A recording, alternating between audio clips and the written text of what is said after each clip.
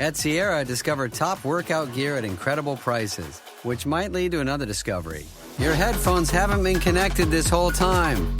Awkward. Discover top brands at unexpectedly low prices. Sierra, let's get moving.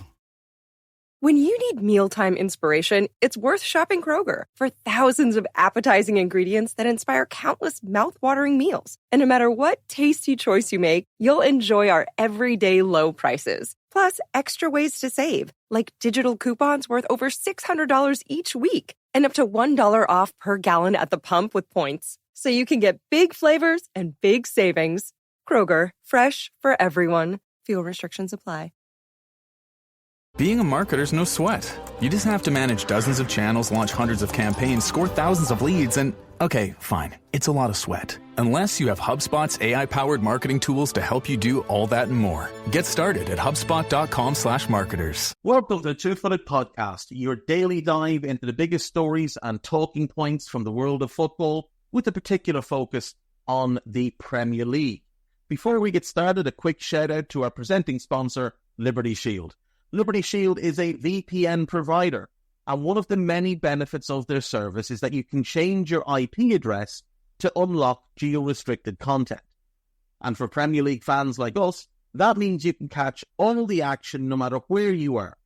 So if you use the UK VPN, that means you get all live matches on Sky Sports, TNT Sport, Amazon Prime, and the highlights with Match of the Day on BBC iPlayer.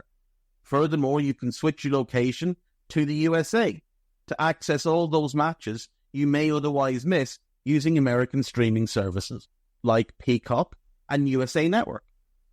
If you sign up now, you can get 25% off by using the code EPL25OFF. That's EPL25 off at checkout for 25% off. That's whether you choose their VPN router or the software app for your favorite devices. Liberty Shield have got you covered. Oh, and don't forget, after today's episode, be sure to check out our shorter bite-sized pod, the Two-Footed Extra.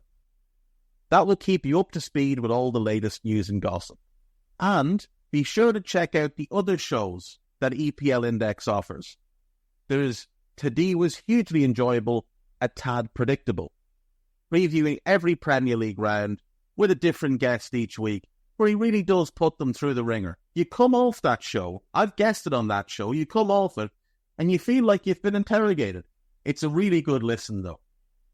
There's also our new show, our roundup show. It's called The Final Whistle.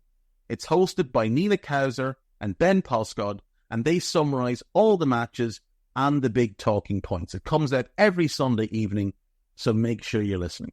Now, let's dive in to today's biggest stories. What's good, boys and girls? Two-Footed Podcast. Today is Wednesday. It is the 23rd of October. I hope you're all well. I hope you enjoyed the Champions League last night. We kicked off with Monaco 5, Red Star Belgrade 1. 2 from Taki Minamino, 1 from Breland Bolo, 1 from Wilfred Singo, and 1 from Magnus Aklioche. Monaco rampant. Now, they had a little scare. They went 1 up, and then Red Star pulled one back and died with the penalty. But from there, Monaco just tore them apart. In the second half, it wasn't even a contest. So it's a good win from Monaco. AC Milan 3, Club Brugge 1. Christian Pulisic puts AC Milan 1-0 up on 34 minutes. Onyedika sent off on 40. A little bit of controversy about that one. Then Bruges get back into it. Sabe scores on 51. But Reinders in the 61st and 71st minute give Milan a much-needed win. Arsenal 1, Shakhtar 0. A Riznik own goal. Arsenal once again struggling to score goals. And this game went badly for them because Riccardo Calafiori went off with what looked like a pretty nasty knee injury. Hopefully it's nothing. Hopefully it's something that he can recover from in, a week or two rather than a couple of months, but it didn't look good at all. Arsenal struggled last night. They struggled last night. Juventus 0, Stuttgart 1. Now, this should have been 4-0. Stuttgart absolutely battered Juve. And Juve were at home. Danilo was sent off on 84 minutes for his second yellow card. And El Bilal Toure scored a lovely goal in the 92nd minute to give Stuttgart what was a fully deserved win. Huge credit in this game to Mattia Perin, the goalkeeper for Juve, stepping in because Di Gregorio was suspended. He made a string of great saves, including a penalty save. He was beaten earlier in the game by Dennis Undav. That goal was ruled out because Undav was adjudged to have handled the ball while controlling it. I thought that was harsh. His arm was right in by his body. I don't know what he was meant to do. His arm is there. It's not like he moved his arm or made himself bigger to control the ball. If he lifts his arm straight up in the air, the ball hits him right on the side. And he still has control of it, and he probably still scores. I felt it was harsh, but it was disallowed nonetheless. But Perrin was incredible. Absolutely incredible. Sturm Graz 0, Sporting 2. Nuno Santos on 23. Victor Gyökeres on 53. Sporting's great start to the season continues. Real Madrid 5, Dortmund 2. Real Madrid, more lives than a cat. Malin puts Dortmund 1 up on 30. Jamie Gittin scores 4 minutes later to make it 2-0. Real look a mess. Now, when they attack, they still pose a big threat. They hit the woodwork twice in a matter of seconds. And Jude Bellingham missed a great headed opportunity, but every time Dortmund attacked them, they looked like scoring. And probably should have been 3 or 4-0 up before Antonio Rudiger scored on 60, and then Vinicius Jr. equalises on 62. And it looked like it was going to stay that way because Real were throwing bodies forward, creating opportunities, unable to take them, while at the same time looking incredibly vulnerable defensively.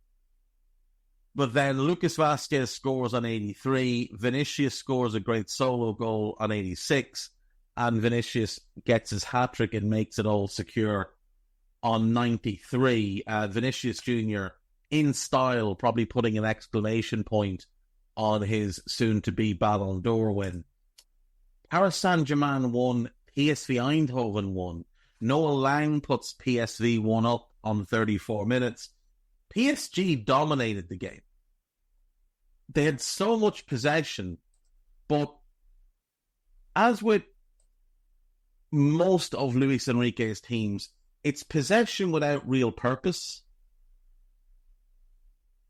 Now, Achraf Hakimi gets them back into it on 55, but I never felt like they were going to go and win the game. And when you look at the quality they've got in the goalkeeper, who's obviously not what we had hoped he would become, but still a good goalkeeper. The back four are all excellent individually. The balance isn't quite right. The midfield are all excellent individually. The balance isn't quite right. And the forwards, I really like Barcola. I'm not keen on the other two. Dembele has all the talent in the world, doesn't seem to want to use it on a regular basis, and Canyon Lee I just can't get on board with. Talented, for sure, but has far too high an opinion of himself. That's a very disappointing result for PSG, especially considering how Champions League has started for them. Excuse me. Girona 2, Slovan Bratislava 0. Miguel Gutierrez on 42 minutes. Juanpe on 73 with the goals there. It's a good win for Girona. And finally, Aston Villa 2, Bologna 0. John McGinn on 55. It's a free kick that he's not trying to score from. He's trying to put it into an area where someone could get on the end of it. Nobody gets on the end of it, but because of the angle, because of the little bit of dip and fade on the ball, it finds its way into the corner of the net, and Villa were thrilled. On 64 minutes, John Duran finishes well after a nice cross by Morgan Rogers. And truthfully, Villa should have won by more. But on another night, Bologna are maybe 2-0 up before Villa score because Villa had been wasteful. Bologna were really wasteful. They got really good opportunities and didn't take them. But, like I say, I think Villa probably deserved to win by maybe 3 goals. I think something like a 5-2 would have actually been a fairer reflection on the game that actually took place. So that was last night. And tonight, we have another 9 games. Kicking off in about 15 minutes, we have Atalanta versus Celtic and Brest versus Bayer Leverkusen. Both should be decent games. You'd fancy Atalanta to win at home to Celtic, Brendan Rodgers in Europe. Brest Leverkusen is interesting, though. I think a draw maybe in that one. Then the 8 p.m.s, you get Leipzig, Liverpool, Manchester City, Sparta Prague, Barcelona against Bayern Munich, Atletico Madrid against Lille, Red Bull Salzburg, Dinamo Zagreb, Benfica Feyenoord, and Young Boys versus Inter. Obviously, Barca versus Bayern. In terms of the names involved, the clubs involved, the brands involved, that's the biggest game of the night. That's the biggest game of this round by a wide margin. Like, Barca are not quite Real, but Bayern are much bigger than Dortmund. I fancy Bayern. I do. I fancy Bayern to go there and get the result. But Hansi Flick knows a lot of those Bayern players quite well. He's also a better coach than Vincent Kompany by quite a wide margin.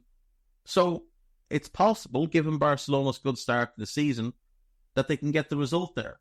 I'm going to pick Atalanta to beat Celtic, a draw in Brest Leverkusen, Liverpool to beat Leipzig, City to beat Sparta, Bayern to beat Barca, Atleti to beat Lille, draw between Salzburg and Zagreb, Benfica to beat Feyenoord, and Inter to beat Young Boys. And that will do me for the Champions League for today. I will be back after the break.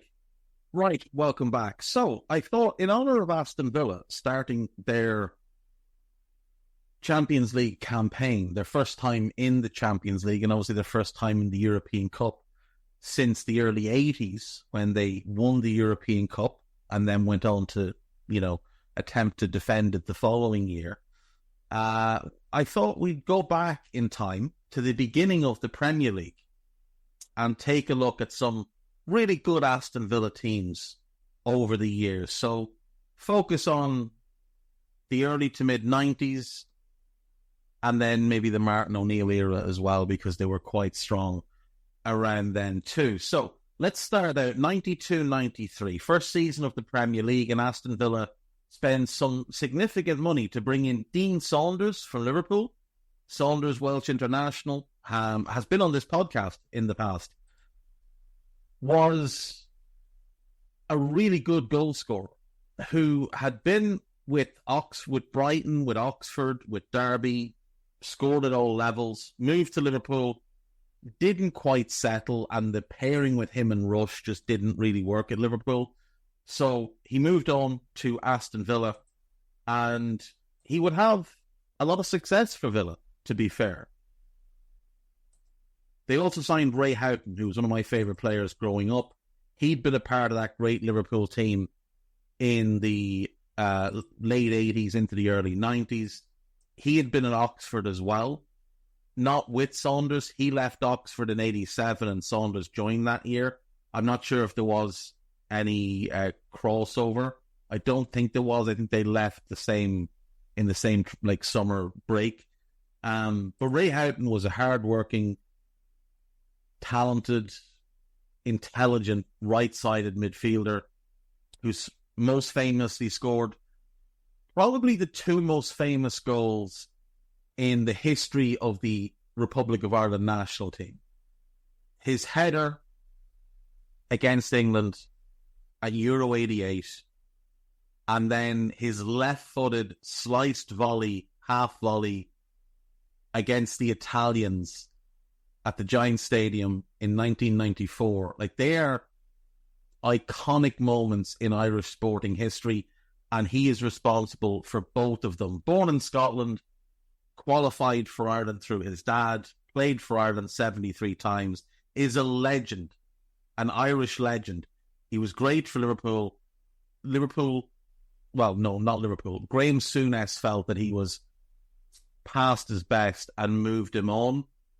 And Houghton went on to have multiple good seasons for Villa, then play for Crystal Palace, Reading, and Stevenage.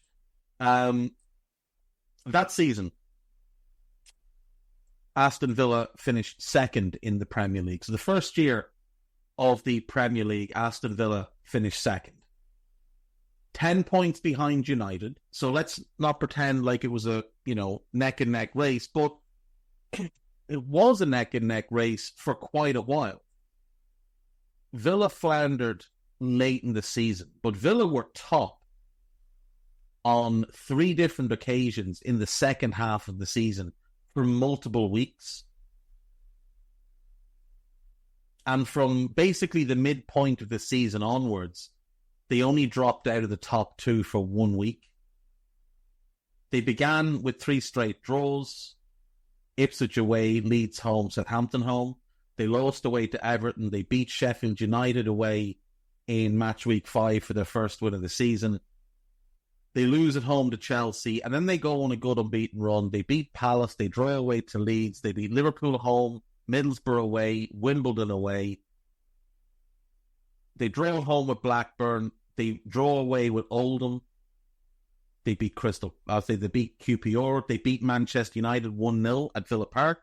They drew away with Spurs. They lost at home to Norwich. Now, we would look at that now and say, oh, that's a bad result. Norwich finished 3rd that year, so that's not necessarily a bad result. It's a disappointing one for them. But again, Norwich finished 3rd that season. Now, one of the freakiest things about Norwich finishing 3rd that year is they had a negative goal differential. Norwich finished 3rd, conceding 65 goals.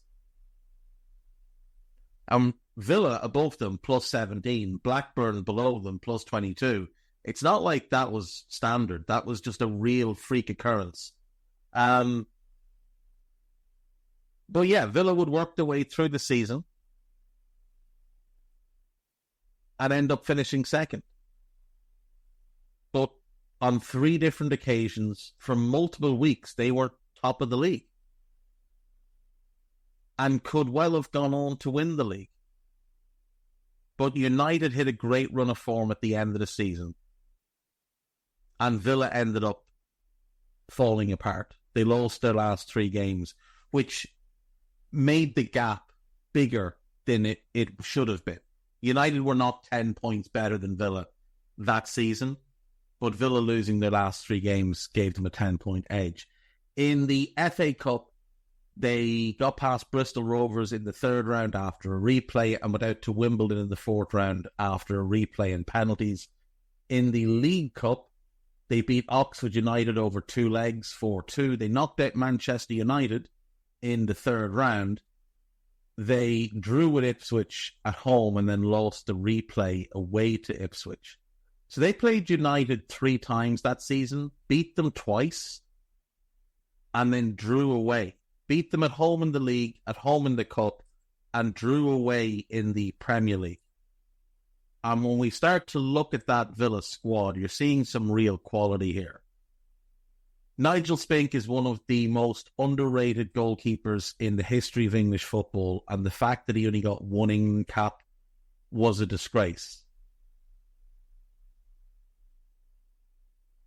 He's most famous for the 1982 European Cup final.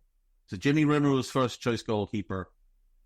He gets injured 10 minutes in. Spink comes on, puts in a man of the match performance as Villa win 1-0 and win the European Cup. He should have gotten a lot more acclaim for how good he was. He was very, very good. Backup goalkeepers, you've got Les Sealey, who'd been at Manchester United for a number of years, and Mert Bosnich, who at the time was 20, I think turned 21 during the season, would go on to be, would eventually replace Spink as number 1, would go on to be one of the better goalkeepers in the league until he got to United and it all started to fall apart from him. Defensively, Earl Barrett, massively underrated, rock solid right back, a bit of a Kyle Walker of that age, but smarter, better defensively. Not quite as quick, but a purely defensive right back. Left back was Steve Staunton, who was a tremendous player. Another one that had come through, well, he'd been brought to Liverpool from Dundalk, played at Liverpool for a number of years, and for some reason, Souness decided his face didn't fit, sold him, and Liverpool would eventually get him back for a couple of years, but it really was at Villa that he made his name. Your centre-backs, you're looking at Sean Teal. I would say Sean Teal you could describe as a traditional centre-back, like tough, strong, really good man-to-man marker, not the best on the ball, but a good centre-back. You had a youngster called Neil Cox, who would eventually end up being a right-back at that point was a centre-back. You had another youngster called Hugo Ekiog, who unfortunately passed away some years ago, but he was a fantastic defender. Absolutely fantastic defender who passed away far too young.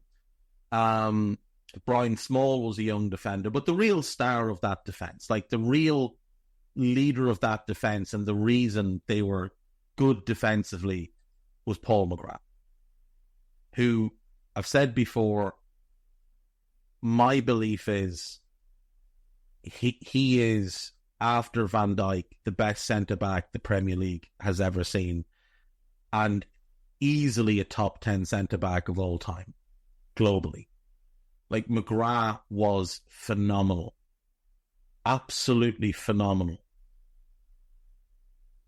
At this point, his knees were catastrophically injured, and yet he was putting in man-of-the-match performances week in and week out, to the point where he was voted Players' Player of the Year on this season. He was just ridiculously good. Midfield, you got Kevin Richardson, who was a good player. Houghton, like I mentioned. Gary Parker, very good player, very underrated, lovely passer of the ball. Stefan Beinlich, I don't remember. Matthias Bretkrust, don't really remember him. Mark Blake was a solid enough player. In attack, you've got Saunders, you've got a young Dwight York, who's come through their academy, a young Steve Froggatt, really good left winger who unfortunately his career was plagued by injuries. He would play for Villa, was constantly injured, went to Wolves. Again, he was a bit better with Wolves injury-wise. Went to Coventry after that. I think he retired at like 29. But he was a fun left winger. One of my favourite players from that era is Tony Daly, who was just lightning in a bottle, an absolutely outrageous talent. But again, just horrendous luck with injuries. Only one cap for England. Should have been so many more. England's left wing was problematic all through the 90s. He could have been the answer, but he just couldn't stay fit. But so much fun to watch. Cyril Regis was there, providing a veteran presence in attack. Frank McAvenny, who had a great career with Celtic and others, West Ham, etc. I like Frank McAvenny as a goal scorer, but he was a squad player at this point for Villa. That's a really good team. Managed, of course, by Big Ron Atkinson. There's some things about Ron that are better left unsaid, but he remains, he's still alive, but he was a great character in English football. The following year then, 93-94, still under Big Ron, Villa collapsed in the league and only finished 10th. They go out in the 5th round of the FA Cup. They do win the League Cup. They beat Birmingham City over 2 legs in the second round.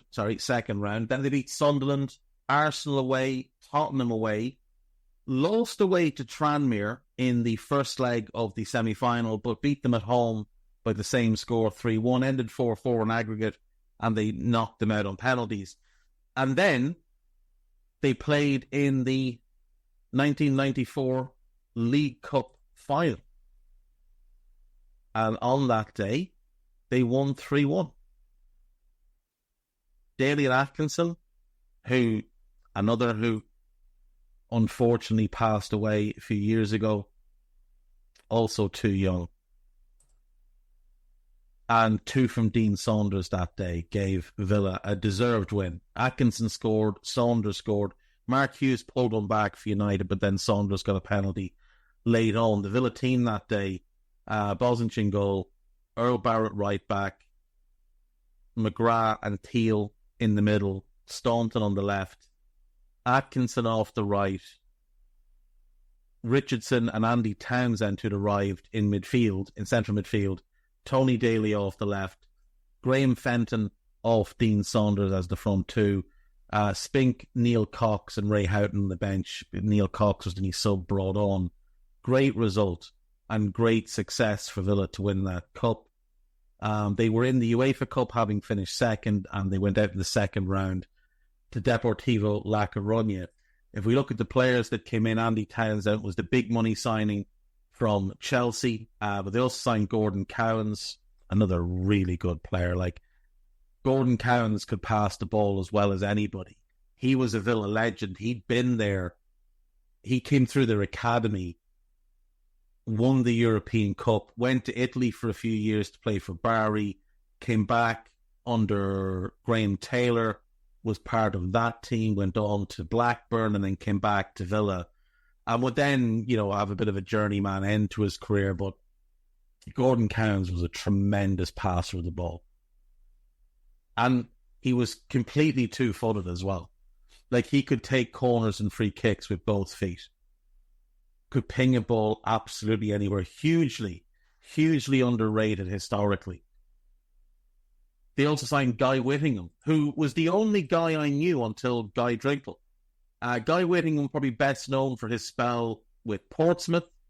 He was part of the team that also included Darren Anderton and got to an FA Cup semi-final. His spell at Villa didn't go great for him, and he would end up going to Sheffield Wednesday, where, again, he was quite good. Guy Whittingham was a good player. Right, we can move on to 94-95. Big Ron is once again the manager, but in November he was sacked and Brian Little took over in late November. They would finish 18th in the league, which obviously now means relegation, but back then meant survival by the skin of your teeth.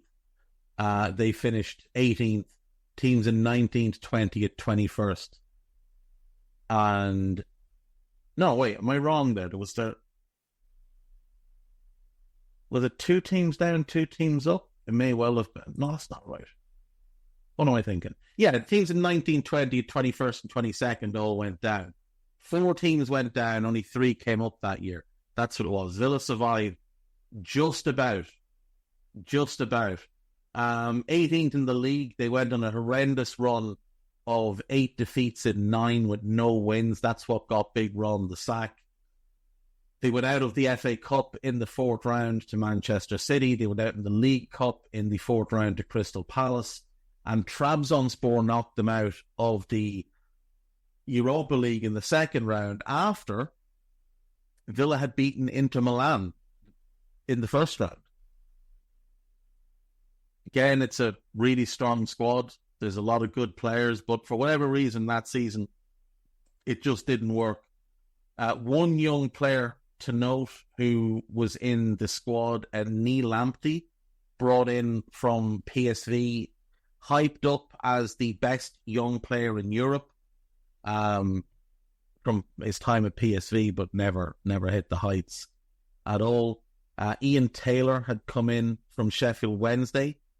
He was a good box-to-box midfielder. John Fashanu was there. The less said about him, the better. Only get myself in trouble. And Tommy Johnson arrived mid-season that year from Derby. He'd been a good player for Derby, but it never really clicked for him at Villa.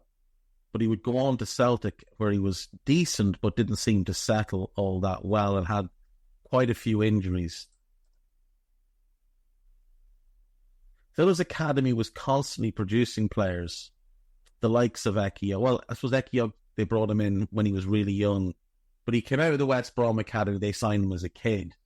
You've also got Alan Wright there. He'd arrived from Blackburn to give them some depth at left back. You've got Gary Charles, who came in to give them depth at right back. It's a strong defensive team. Good group of midfielders. Versatile group of midfielders. Pretty dangerous forward players as well. Like, this is a strong team. 18th was a disaster for them. The next year, though, under Brian Ellis, they would bounce back. Now, this is the season that famously begins with them beating Manchester United on the opening day by 3-1, and Alan Hansen saying, "You'll win nothing with kids." That summer, they signed Savo Milosevic, who was nicknamed Savo Maflopovic, Savo Misalotovic, and many other unfair things. A good player who just wasn't clinical enough in front of goal. But they also signed Gareth Southgate and Mark Draper. Mark Draper was such a good player. And I don't really understand how he never got capped by England. See, he'd been at Notts County for a number of years, went to Leicester, had a good year there, and Villa bought him. And they paid $3.25 million for him, which was nearly triple what Leicester had paid from a year earlier. And he just never got the traction with the England squad. He was called up a few times, but never got a game. But he was a really good player, another one that could just ping a ball, run a game from midfield. Not spectacular, like a better version of Josh Brownhill. A better version of Harry Winks. A better version of Harry Winks is what he was. In the February of that year, they signed Julian Joachim, who was one of the most highly regarded young players in the country at Leicester. They signed him in the February. They started to sell off some of the older players. So Fenton left, Atkinson, who I think had been looking to leave, and there was contract disputes. Dean Saunders left as well. Nigel Spink left the club. So they were starting to move towards a younger team. McGrath is still there, though. Staunton is still there. He's only 26 at this point. Still a very, very good squad. Ekiog has established himself, and I think this is the last year for McGrath, if I'm not mistaken. But yeah, 4th in the league, which really good result. Finishing behind United, Newcastle, and Liverpool, ahead of Arsenal, ahead of Everton. Got to the semi-final of the FA Cup. Liverpool beat them 3-0, 2 from Fowler, 1 from McAteer. But they did win, once again, the League Cup. So they beat Peterborough 7-1 in aggregate. They beat Stockport.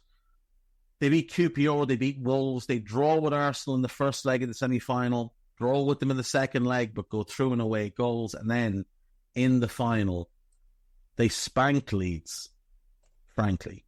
3-0 win. And Milosevic, Misalotovic, whatever you want to call him, he scores the opener.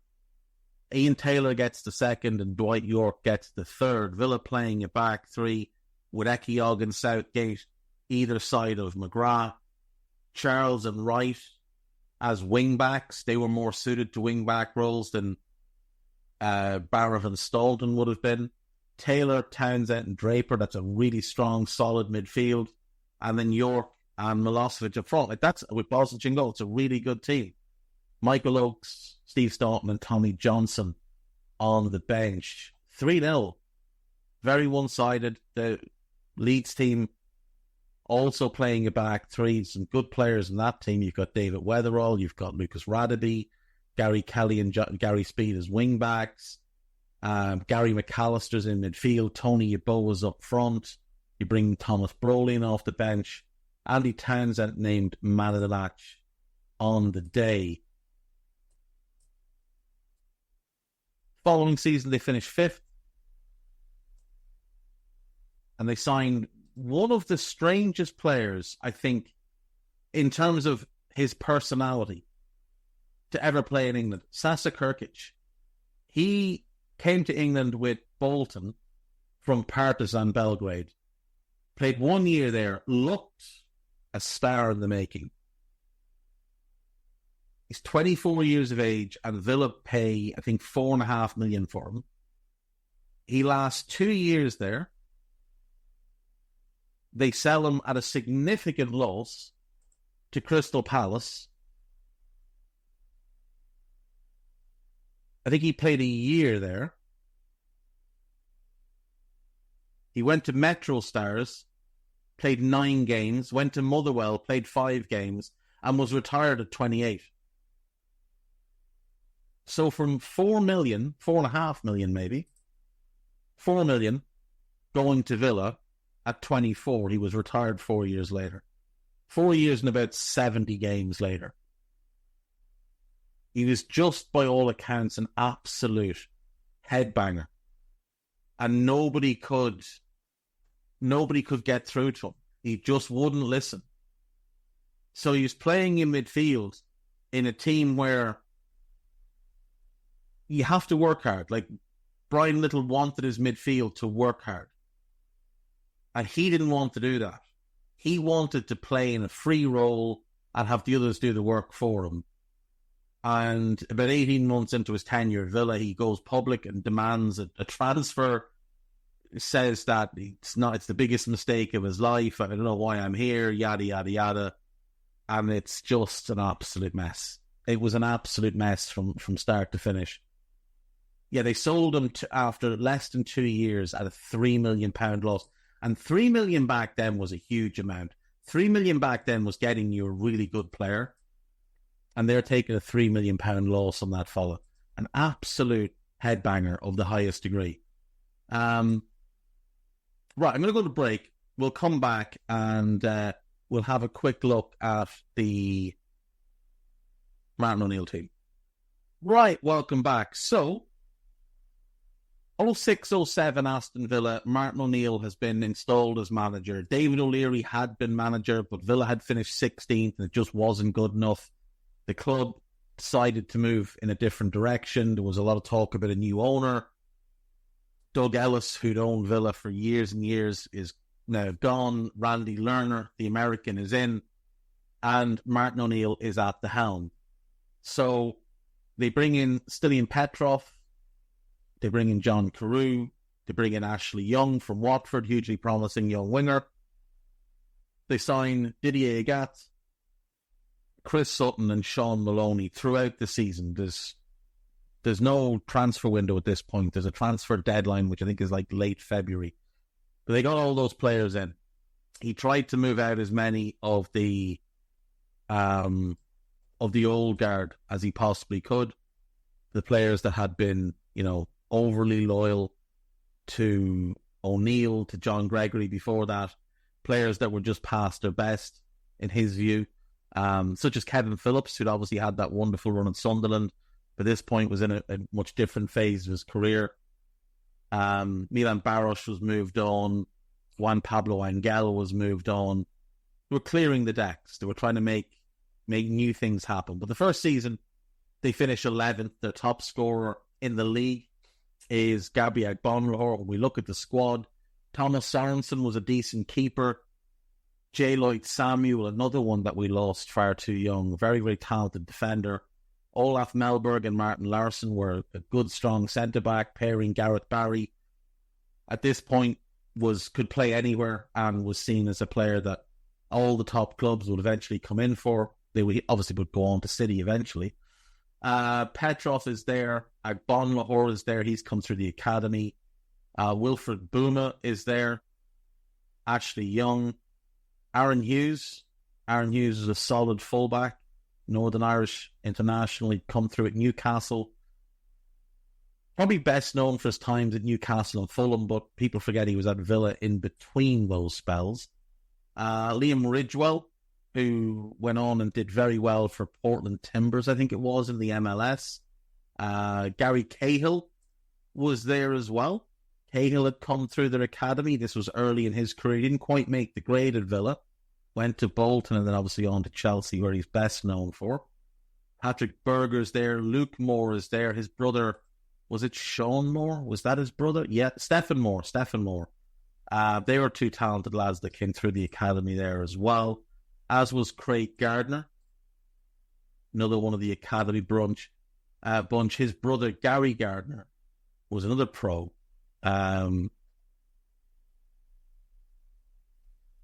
Gary came through at Villa as well. He did come through at Villa, yeah. Now, Villa's academy has always been fairly good. Lee Hendry, another one that left during that season, another academy graduate, really talented, but just for whatever reason, he got to a certain point in his career and he just fell off a cliff. And then he went on this mad journeyman run. So he plays for Villa from 94, he makes his debut, up until 96. He goes on loan to Stoke that last year, right? So he's 30 years of age at the end of the 06-07 season. And the only clubs he's played for are Villa and a loan at Stoke. Over the next 12 years, he goes to Sheffield United, Leicester, Blackpool, Derby, Brighton, Bradford, Bandung, who are in Indonesia, Daventry Town, Kidderminster, Chasetown, Redditch, Tamworth, Corby Town, Highgate United, Basford, Montpellier. I have doubts that that's the Montpellier in France, but it's a club called Montpellier. Redditch United, Nuneaton Griff, and Highgate United. For love of the game, just kept playing right up until he was 42 years of age. Fair play. One cap for England. Yeah, right. Next season, 07-08, we start to see the Martin O'Neill team take shape. They sign Nigel Reo-Coker, Marvin Harewood, Zat Knight, cousin of Leon Knight, who wasn't a fraction of the talent Leon was, but had a better professional career.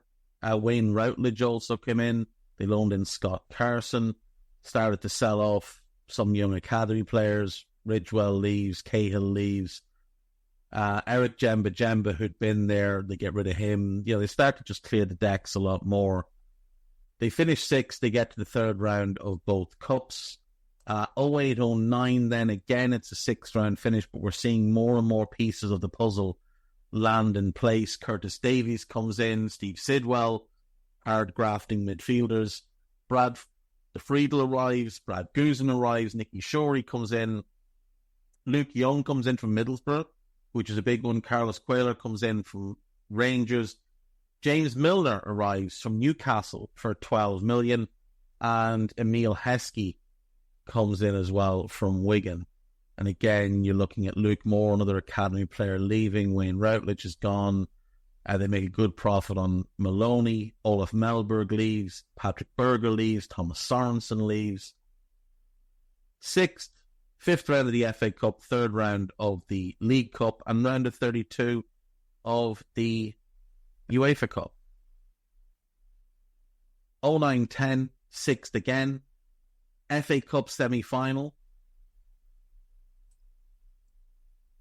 Lose to Chelsea, 3-0 out. I think it was Wembley. I assume it was Wembley.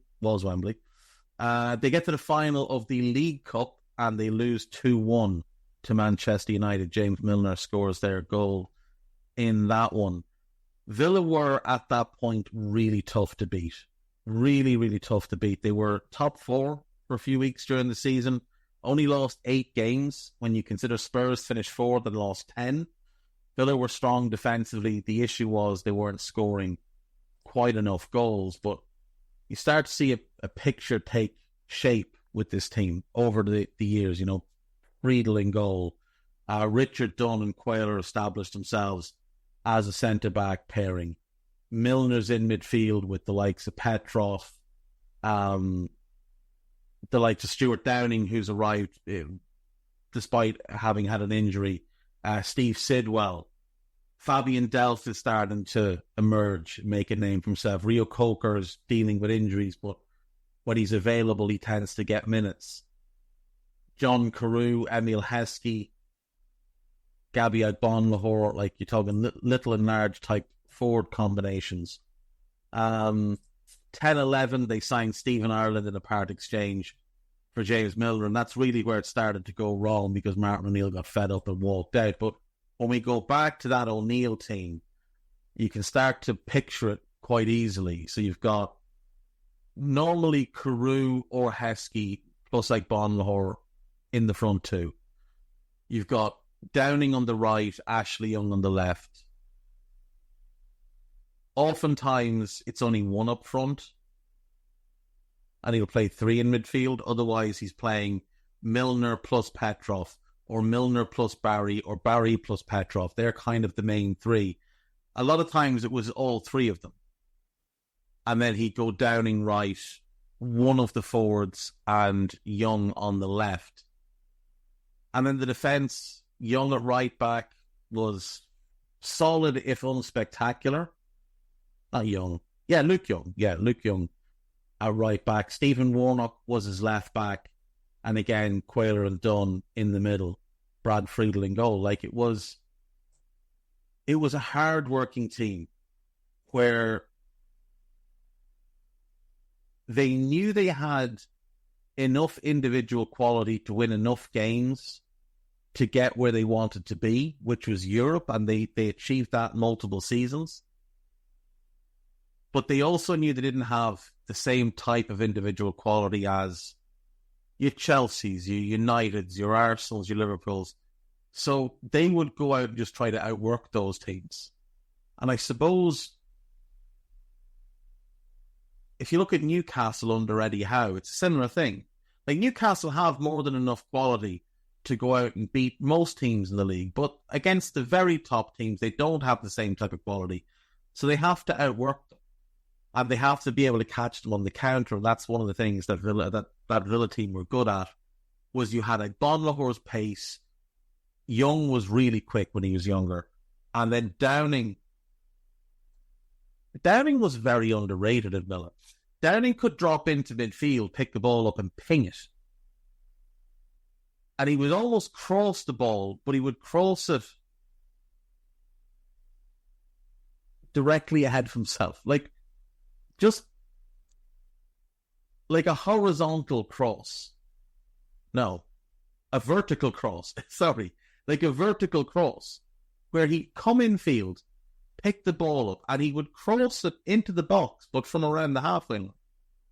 But he wouldn't be crossing it to someone's head. He'd be crossing it behind the defence for like Bonlahor to run onto, or for Young to run onto. That probably doesn't make any sense. It doesn't make any sense as I say it, but it makes sense in my head as I see it. That Villa team were good.